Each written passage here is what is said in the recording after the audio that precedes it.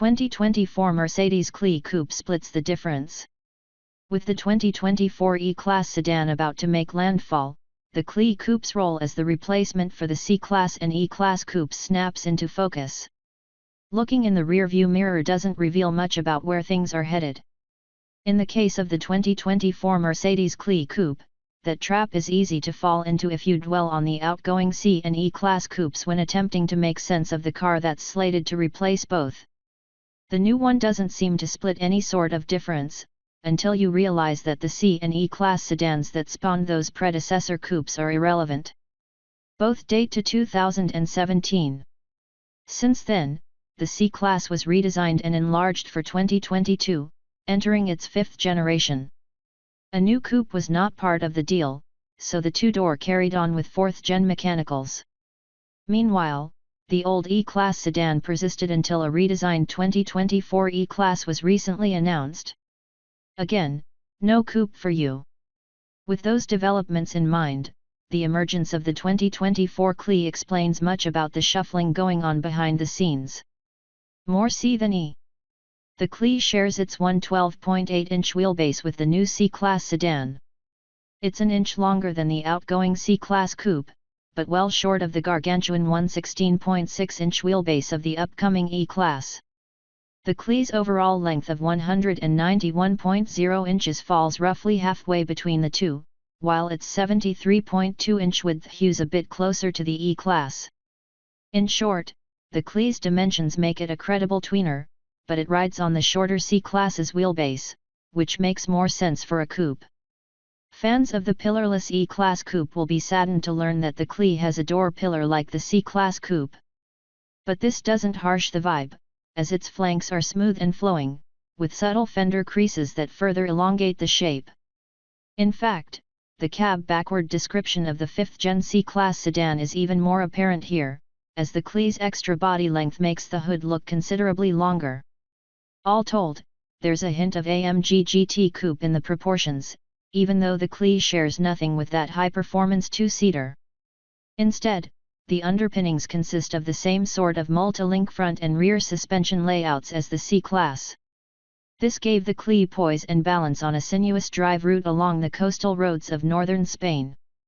Unfortunately, the C-Class similarities don't end there, as it also displayed the same driving simulator steering and brake feel that we bemoaned during our C300 road test. There's accuracy and predictability in abundance, but the driver feedback loop isn't adequately developed.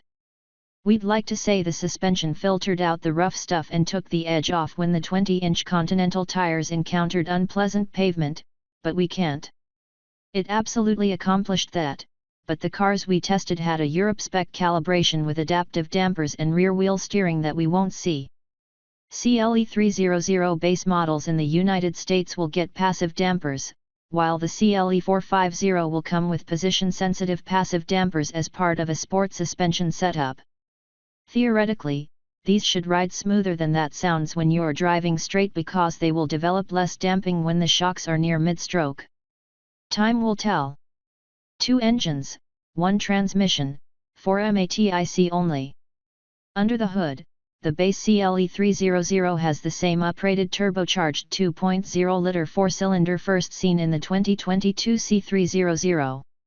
It makes 255 horsepower and 295 pound-feet of torque, the latter representing a 22 lb-foot increase over the old C300.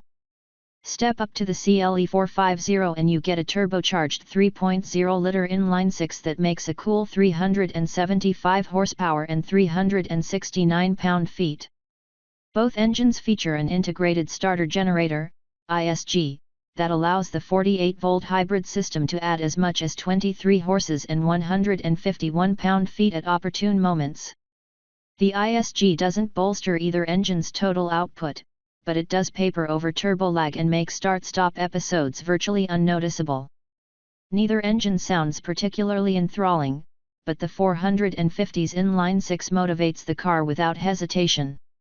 Mercedes hasn't disclosed the CLE's curb weight or estimated acceleration times, but our test of a 2022 C300 provides a clue.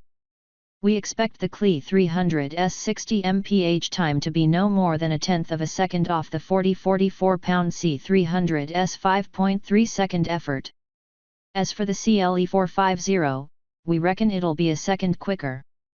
Both varieties will top out at 130 miles per hour, according to Mercedes. Downstream, there are no choices to make. Each mill comes paired with Benz's 9-speed automatic transmission, and power flows from that into a standard 4matic all-wheel drive system. Rear-wheel drive models have been on the coupe menu in the past, but Mercedes isn't ready to say if they'll return. They also won't confirm or deny any subsequent AMG-branded models, but that seems inevitable.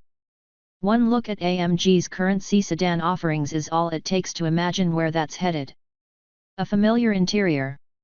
Inside, the CLE is impressive in terms of design, materials, and the initial impression of the dual-screen layout. It's a huge case of déjà vu, in fact, because the cockpit looks nearly indistinguishable from the 2022 C300 we tested. That car impressed us with its interior craftsmanship, and so does the CLE. But that utter similarity also leads to the same familiar consternation, as there are no switches or knobs in evidence. The central touchscreen is the go-to place for all manner of adjustments, from climate control to drive settings to you name it. Also, the numerous buttons on the steering wheel are all look-alike touch-sensitive zones. The result is pure lunacy, to the point where we once asked the passenger to change the drive mode so we could keep our eyes on the road in the thick of driving. How's that for voice control? Admittedly, there's more capability in this new third-generation MBUX system than one could master in a day's drive.